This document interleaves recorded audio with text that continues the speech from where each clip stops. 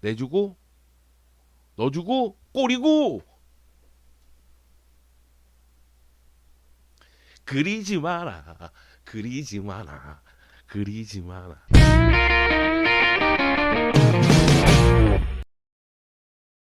주간 그래! 꿀! 역시 내가 왜 기분 좋은지 알아? 왜?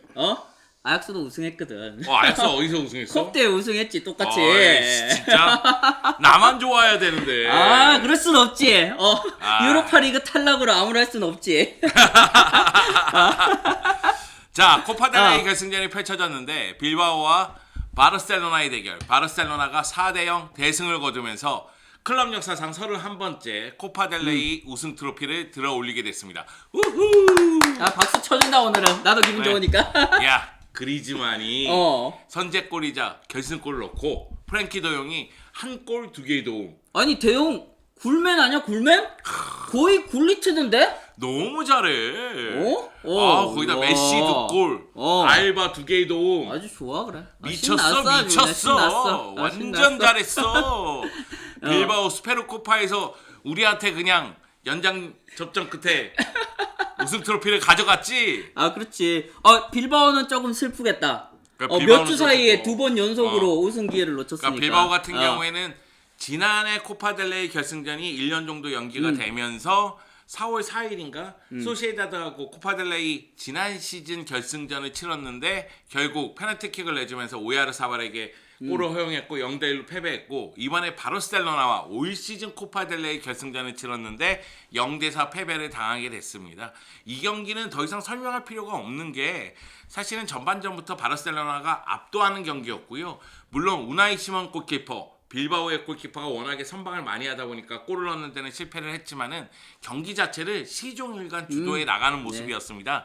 그리고 60분에 그리즈만 골, 그리고 72분에 메시의 두 번째 골이자 바르셀로나의 네 번째 골, 12분 동안 네 골이 터진 거예요. 이게 하나 터지면 이렇게 쉬워져. 네. 근데 이제 처음 물골을 트는 게 굉장히 어려운데 그걸 또 그리즈만이 해줬다는 게 굉장히 중요한 사실이었죠. 네, 그리즈만 입장에서는 한 골 더 넣을 수도 있었지만은 오프사이드로 골이 취소되는 장면이 있어서 좀 아쉽긴 하더라도 그래도 전반적으로 경기력 굉장히 좋았어요. 찬스도 많이 잡고. 그렇습니다. 제가 원하는 경기력이 이런 거예요. 그리고 쿠만, 큰 경기에서는 그리즈만을 내가 쓰라고 했잖아.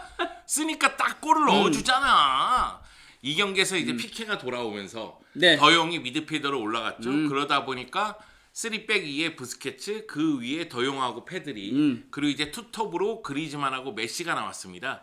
그리고 알바는 확실히 3백일 때 수비 부담이 적을 때 편하네. 공격 쪽에서 날카로운 모습을 많이 보여줬고, 데스트가 약간 불안한 면이 있지만은 막 많이 뛰기도 했고요. 공격적인 면에서는 또 약간의 기여가 있었다고 생각해요. 네, 그런 측면에서는 바르셀로나 입장에서는 굉장히 만족할 만한 경기가 아닌가 그런 일단 생각이 들어요. 한숨 돌렸는데 네. 컵 하나 챙겼으니까. 이게 왜 그러냐면 엘클라시코에서 패배한 다음 경기가 그러니까 부담이 좀 있지. 코파델레이 결승전이다 보니까 바르셀로나 선수들이 부담을 느낄 수 있는 경기였지만 그래도 점유율이 77%나 됐고 슈팅 14개를 했고 요슈팅 8개 그리고 4골, 어마어마한 득점력을 보여줬습니다. 여기다가 패스 성공률이 93%였어요. 바르셀로나는 바르셀로나의 플레이를 펼쳤다고 보면 됩니다. 야, 코파델레이에서 가장 강력한 두 팀 하면은 역시 바르셀로나하고 빌바오잖아요. 그렇죠. 네. 근데 이제 두 팀의 대결에서 바르셀로나가 승리하면서 바르셀로나는 31번째 우승, 다시 한번 코파델레이 최다 우승 기록을 더 쓰게 됐고요. 그리고 2017-18 시즌 이후 3시즌 만에 코파델레이에서 다시 한번 우승 트로피를 드는 모습이 있었습니다. 코파델레이 우승의 이 기쁜 소식을 제가 온몸으로 느끼면서 춤도 추지 않았습니까? 네, 춤도 추지 않았습니까? 네, 그리즈만과 함께. 네, 그리고 나서 슈퍼리그 창설 소식이 들렸는데, 그렇죠. 거기에 바르셀로나가 떡하니 딱 이름이 있더라? 껴있더라고요. 아니 그런데 빠질 수는 없지 바르셀로나는. 일단 프리미어리그의 빅시스, 그리고 라리가의 3강, 레알 마드리드, 바르셀로나, 아틀레티코 마드리드, 그리고 이제 세리아의 유벤투스와 밀라노 형제, 그러니까 유벤투스, 인테르, AC 밀란, 요렇게 12팀이 확정이 됐고, 여기다 이제 추가로 3팀이 더 확정이 된 다음에 5팀은 리그 성적을 보고 그런 다음에 이제 추가로 들어오면서 20팀이 운영을 하는 슈퍼리그의 계획이 발표가 됐는데요. 일단 바르셀로나가 슈퍼리그 창단 멤버로 들어가 있습니다. 네. 근데 바르셀로나는 지금 재정적으로 어렵잖아요. 그런데 슈퍼리그 들어가면 돈이 네, 나올 많이 거 아니야. 들어오더라고요. 야, 그럼 아마 라포르타가 그런 것 그걸 때문에 거절할 일이 없지. 네, 라포르타가 또 웃으면서 들어가지 네. 않았을까 그런 생각이 좀 듭니다. 물론 이제 슈퍼리그에 대해서는 찬반 양론이 있습니다. 네. 그리고 호불호가 갈리는 부분이 있습니다. 그래서 이 부분에 대해서는 다시 한번 심층적으로 얘기할 필요성이 있는데 일단 바르셀로나도 유럽 슈퍼리그 창단 멤버로 들어가 있다. 요 네. 소식을 알려드리는 겁니다. 자, 그리고 나는 마르케스 되게 좋아했거든. 좋지. 마르케스가 정말 바르셀로나 스페인 축구에 적합한 그런 프로필을 지닌 선수였거든요. 네. 그만큼 잘했잖아요. 그리고 그래 멕시코의 베켄바우어. 네, 그렇죠. 마르케스가 바르셀로나로 돌아왔습니다. 네, 아카데미 코치로 바르셀로나로 돌아온다는 소식이 있으니까요. 아마도 이제 바르셀로나에서 코치직을 하면서 지도자 경험을 하나 둘씩 쌓아 나가겠죠. 그리고 바르셀로나가 최근에 뭐 에링 홀란드하고 접촉도 있었고 그리고 뭐 데파이라든가 바이나이둠이라든가 에릭 가르시아, 네. 세리오 아구에로하고도 연결이 되고 있지만 아니 맨날 근데 나던 놈만 났잖아. 네. 최근에. 근데 어. 라이프치히 다니 올모하고도 연결이 되고 네. 있습니다. 올모가 과거에도 조금 연결되긴 했지만은 최근엔 좀 약간 뜸했는데 다시 또 나오더라고요. 난 다니 올모 오면 좋을 것 같아. 다니 올모가 스페인 대표팀에서의 활약도 굉장히 좋거든요. 네. 근데 다니 올모 같은 경우에는 바르셀로나 유스 출신이기 때문에 바르셀로나 시스템에 대해서 누구보다도 잘 알고 있는 선수고 다니 올모도 워낙에 드리블 능력이라든가 슈팅 능력을 네. 갖고 있는 선수 아니겠어요? 라이프치히하고 2024년 6월까지 계약이 되어 있다고 하는데 8천만 유로라면 이게 결국 관건이야. 8천만 유로라면 물론 이제 협상을 하면서 바르셀로나 좀 약간 줄여 보겠다라는 이제 현실적인 이적료를 책정해서 협상을 해보겠다라는 뭐 생각이겠지만 이것도 결국은 다 소식인 거고 어떻게 될지는 모르겠는데 올모는 오면 좋을 것 같아요. 확실히 그 방금 얘기하셨다시피 라마시아 출신이기도 하지만은 올모가 프로필은 크로아티아도 경험했고 지금 독일 무대도 경험했고 스타일이 어떻게 보면 좀 약간 호나평이야.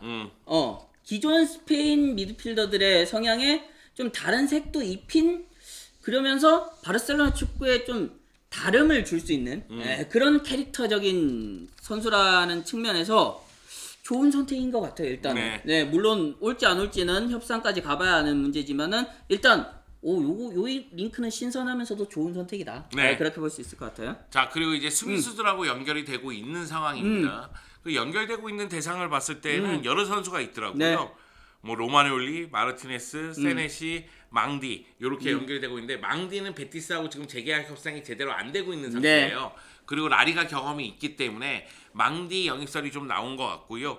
그리고 네덜란드 리그에서 뛰고 있는 센터백들하고도 연결이 되고 있습니다. 아무래도 바르셀로나 축구를 이해하고 좀 빠르게 녹아들 수 있는 선수들은 네덜란드에서 뛰는 선수들이다. 거기에 또 물론 저렴한 것도 포함이 되겠죠.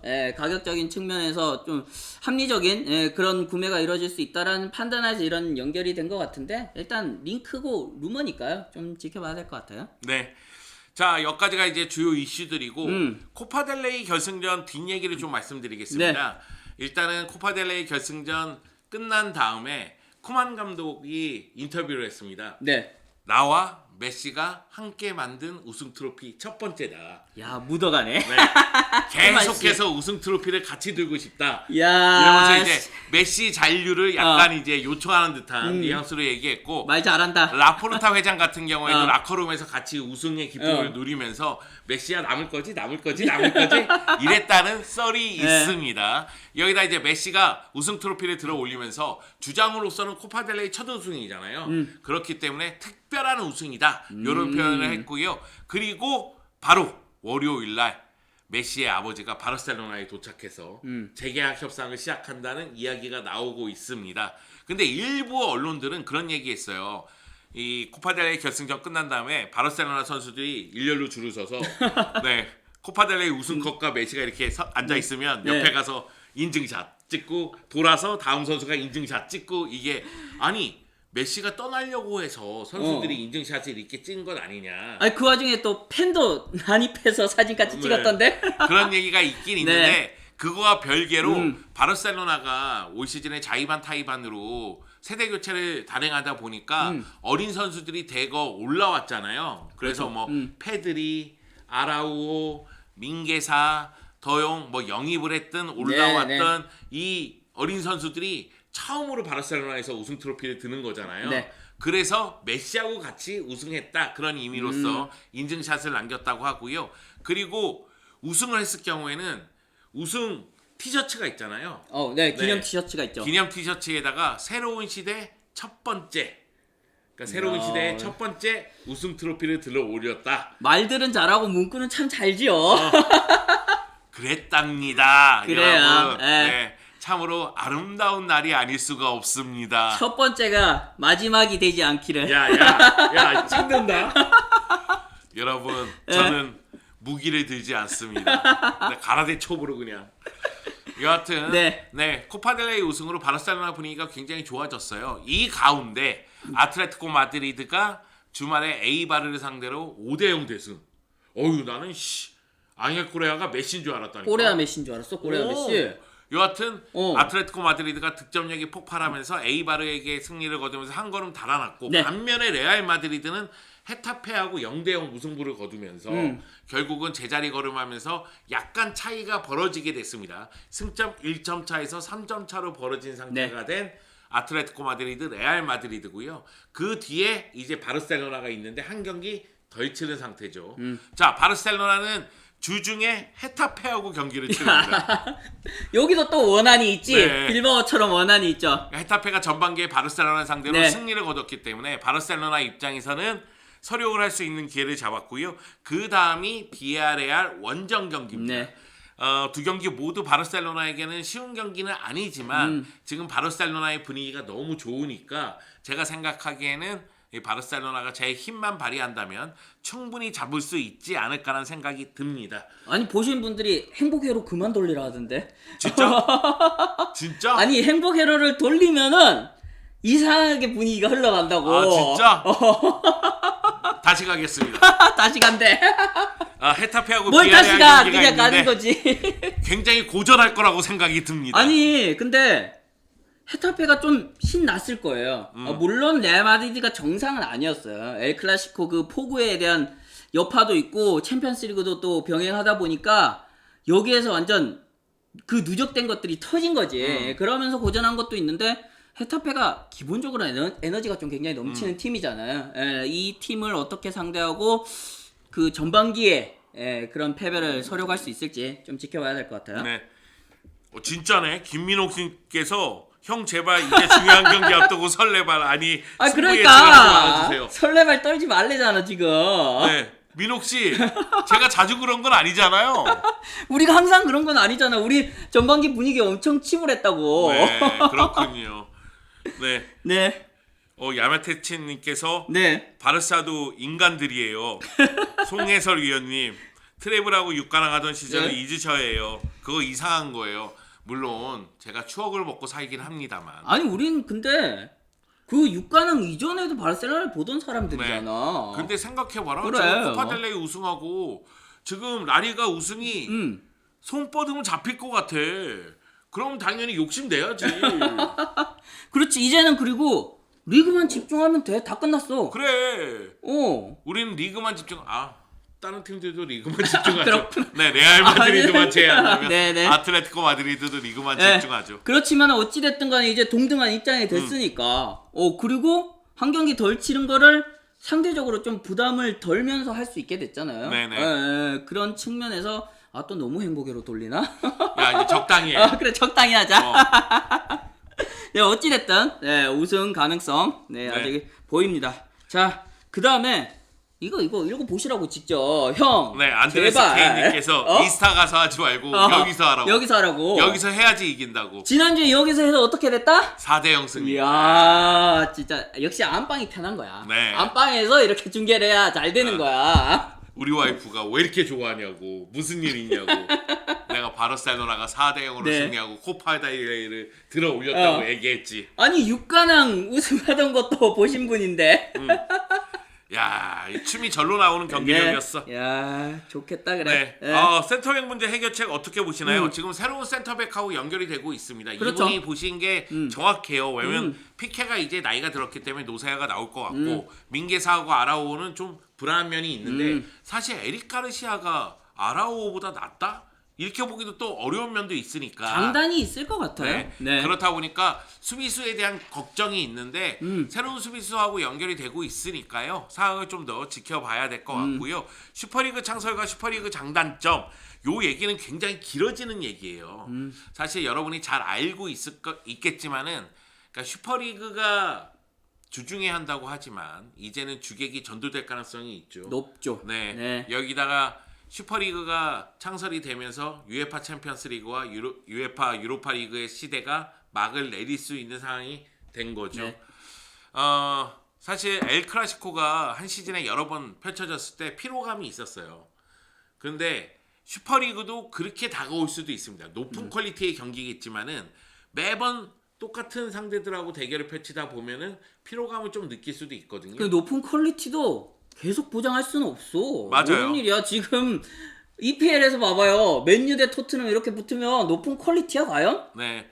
그런데 좀 의문을 품을 수도 있는데 이런 것들이 쌓이면은 또 어떻게 될지 모르죠. 근데 네. 바르셀로나 입장에서는 부채가 많은 가운데 슈퍼리그는 하나의 기회가 될 수 있기 때문에 그런 선택을 한 점은 것으로 있죠. 보입니다. 네. 근데 바르셀로나의 선택 자체가 바르셀로나가 너무 이기적인 거 아니야? 강팀들의 이기주의 아니야? 이렇게 보신다면 그것도 맞다고 생각이 듭니다. 왜? 슈퍼리그가 창설이 되면서 부익부 빈익빈 현상은 계속해서 이루어질 것이고 오히려 올라올 수 있는 사다리를 걷어차는 상황이 되니까 제가 생각하기에는 슈퍼리그에 참여하는 팀들 특히 15팀 이 창단 멤버들은 강등이 없으니까 네. 계속해서 수익이 보장된다는 얘기거든요. 그 그렇죠. 15팀에 포함된 팀들은 계속해서 재정적으로 안정감을 꾀할 수 있는 상황이 된다는 네. 얘기니까 그런 측면에서는 바르셀로나에게는 플러스 요소라고 할 수 있지만 라리가 전체적으로 봤을 때는 이거는 안 좋은 일이 될 수 있다. 네. 왜냐하면 주객이 전도돼서 이제는 돈이 많이 나오는 슈퍼리그에 전력을 집중하지 자국 리그에 전력을 집중하진 않을 수가 있으니까 그러면 어느 순간 슈퍼리그가 힘이 세지면 슈퍼리그가 주말로 가고 자국 리그가 주중으로 올 수도 있는 주객이 전도되는 상황이 발생할 수도 있습니다. 네. 이건 제가 얘기한 게 아니라 벵거 감독이 몇 해 전에 얘기한 겁니다. 아마 이미 출범이 됐고 초기 몇 년 동안은 이런 일들이 굉장히 세게 네. 충돌이 일어날 것 같아요. 네. 그러면서 거기에서 또 많은 이게 협의점이라고 해야 될지는 모르겠지만 어찌됐든 교통정리가 이루어지겠죠. 네. 네. 결국은 UEFA, 피파하고 이 슈퍼리그에 참여하는 클럽들의 힘겨루기 그리고 돈의 어떻게 본다면 돈잔치라고 해야 될까요? 네. 그런 부분에 있어서 슈퍼리그가 일단 주도권을 잡았다. 그렇게 봐도 무방할 듯 보입니다.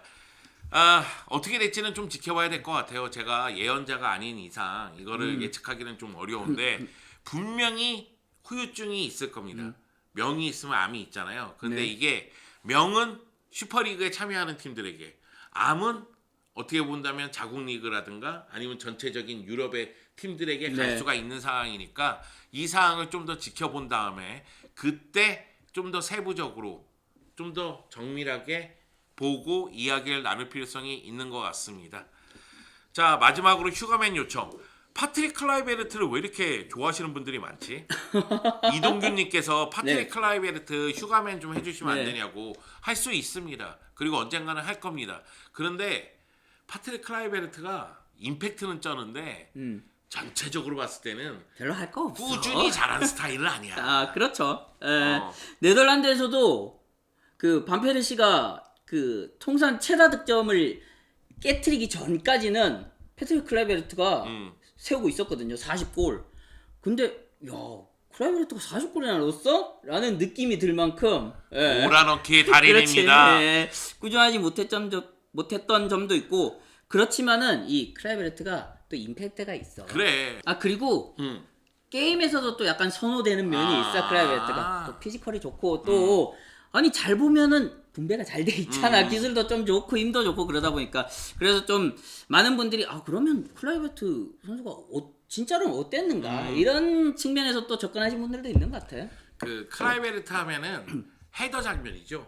헤더가 정말 정석적인 헤더골이 많아요. 98년도 프랑스 월드컵도 있고요. 네. 예. 그래서 예. 그때 당시에 헤더 하면은 역시 이제 비호프, 클라이베르트 네, 뭐 클라이베르트 이렇게 몇몇 선수들이 있었습니다. 자, 시간 되면은 휴가맨에서 클라이베르트 하도록 야 하겠습니다. 데크도 해야 되고 클라이베르트도 해야 되고 라우드롭도 해야 되고 선수 뭐 하는데? 바쁘네. 휴가맨이 하나하나씩 쌓이고 있습니다. 자, 오늘은 제가 얘기하지 않았습니까? 기분 좋게 웃으면서 돌아오겠다고 웃으면서 돌아왔습니다. 클럽의 31번째 코파델레이 우승 같이 즐기도록 하겠습니다. 좋겠다. 여러분 감사합니다.